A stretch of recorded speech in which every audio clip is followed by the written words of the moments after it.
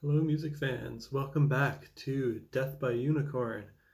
My last video I made was about metal albums that deserve the hate. So albums that critics and reviewers dislike that I agree with that are bad. Now I want to talk about rock albums. So kind of a little twist on that idea. I want to talk about rock artists that changed their sound and then made albums that were either atrocities, terrible, can't listen to them, or at least just disappointing. Not everything on here is outright terrible, but they're disappointing and not what I want to hear from these bands. So a lot of these are rock artists that went ambient or electronic or classical or pop. That's kind of the theme here, that they kind of went to one of those four genres rather than their typical rock sound. And I'm going to start off with number 10, which will be kind of the most palatable for me. And then number 1 will kind of be the one that I hate the most and can't really tolerate, can't really listen to. So number 10 on this list, I'm going to go with the band Sigur Rós, and the album's called Variations on Darkness from 2019. And it's rated a 3.15 out of 5 on Rate Your Music.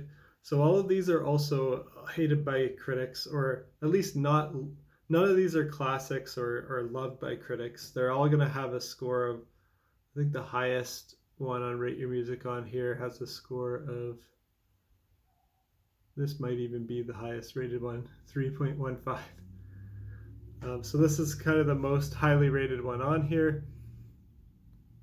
And I think the issue here is the genre for me is it's dark ambient, and I don't really like the dark ambient genre, so it's probably not a bad album. If you are a fan of dark ambient music, then you might like this. It's just not a proper Sigur Rós album to me, and it's not really part of their main discography. It's almost kind of like, I don't know what they even consider this, but it is a release that they did and they put their name on it. It's long enough to be a full-length album, I think. So I don't really know what this is, if it's an LP. It's not part of their core catalog. It's a dark ambient release they put out. They haven't really put out a core catalog album since 2013. And I really like their post-rock sound that they had. I really like all their output from 1999 to 2013. I think they're great. But this particular one, Variations on Darkness from 2019, is, maybe it's good for dark ambient. I just don't want to hear dark ambient noise. I want to hear actual songs that sound like a rock band playing. I know this band, Sigur Rós, has always been kind of ambient and dreamy and post-rocky and shoegazy, and I like that too, but it's got to have some sound of a rock band. It's got to sound like a group of humans playing this, not just dark ambient noise. My number 9 on this list is from Serj Tankian and Jimmy Urine. I don't know much about Jimmy Urine, but Serj Tankian, I like a lot of his music, especially like the stuff he made in System of a Down, and really wish System of a Down could get back together and make an album again, but that's probably not going to happen. So I guess we just have Serj Tankian's solo stuff, and Darren Malakian's Scars on Broadway stuff is probably the closest we'll get. And the guys they aren't as good on their own as they are together. But that's not my main beef with this. The album here is called Fucktronic, I believe, and it's an electronic album, and it's kind of like a concept album, like a story about like a criminal, and it's pretty vulgar, and it's rated a 2.03 out of 5 on Rate Your Music. Yeah, and I just don't want to hear Serj Tankian making electronic music. I want to hear him making rock music. I know he also makes classical film score stuff, and that's fine. I don't really love it. I don't hate it. It's just kind of there. I'll listen to it and it's good. But I'm really not into this electronic stuff. It's not the worst thing I've ever heard, but I'd prefer for him not to focus his energy on that kind of stuff. I'd rather him, if he's going to make solo albums, make stuff that's more like Elect the Dead or Imperfect Harmonies or Harakiri. Or if he even wants to get a little adventurous, I'm totally fine with the stuff like kind of jazzy, Jazz's Christ thing that he did, or the classical stuff like Orca Symphony No. 1 and all his film score stuff. But I don't think this electronic thing is working. That's just my opinion. But it sounds like the ratings on Rate Your Music agree with me, 2.03 out of 5. My number 8 on this list is going to be from the band Rush, and the album is Presto from 1989. This is rated a 3.17 out of 5 on Prog Archives, and 3.11 out of 5 on Rate Your Music. And it's kind of just like a hard rock album. They've really abandoned their prog sound from before. It's also kind of synth heavy, and it's also really just not memorable. Like, I look at the song list and I can't really remember how any of these songs sound. Just not memorable to me. Not catchy. It wasn't progressive. There weren't cool riffs. There probably are some. They just really haven't stuck with me. I think Rush was just a really great band from 1974 to 1984. Like, their output in those 10 years was amazing. Some of the best, probably the best band of that time for me. But after that, they went downhill. They came back a little bit later with I like their last 2 albums that they're pretty decent.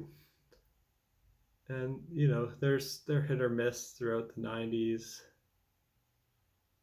But this one in particular was my least favorite Rush album, Presto. My number 7 on this list is another one from Sigur Rós, and it's 22 Degrees Lunar Halo, also from 2019. And this is also ambient. It got a score of 2.96 out of 5 on Rate Your Music. And I just don't want to hear Sigur Rós doing ambient. Same comments that I have about Variations on Darkness. I want to hear them being a post-rock band. I want to hear them make a proper album again. And hopefully that will happen. Now, those 4 aren't so bad. Well, now let's get into my top 6 bands, rock bands that changed their sound and made atrocities. Coldplay, number 6, with A Head Full of Dreams from 2015. This got a score of 2.17 out of 5 on Rate Your Music. They pretty much just became a pop rock band instead of a solid rock band. They were always kind of poppy and catchy, but they at least had cool songwriting and had a good sound that was kind of unique. This just sounds like any kind of pop that you would hear. It's pretty boring for me, so it makes the list. Number 5, I'm going to get a string of albums here from the same artist in a row, number 5, 4, and 3, all from the same artist, and the artist is Paul McCartney. And he's made a lot of music. Obviously, he's legendary, and he was in the Beatles, and everything they did is great. And a lot of his solo stuff is great too, but there's 3 albums there that I think are just failures. One of them is called Corey Mayhem. That might be Latin. I think it's Latin for Behold My Heart from 2006. And this is his classical album. It got a 3.08 out of 5 on Rate Your Music. I think that's generous. I don't want to hear Paul McCartney making a classical music album. Stick to the rock stuff, Paul. And then he did a collaboration, Paul McCartney and the Freelance Hellraiser, called Twin Freaks. And this is him going electronic. It got rated 3.21 out of 5 on Rate Your Music. So actually this is the highest rated on here.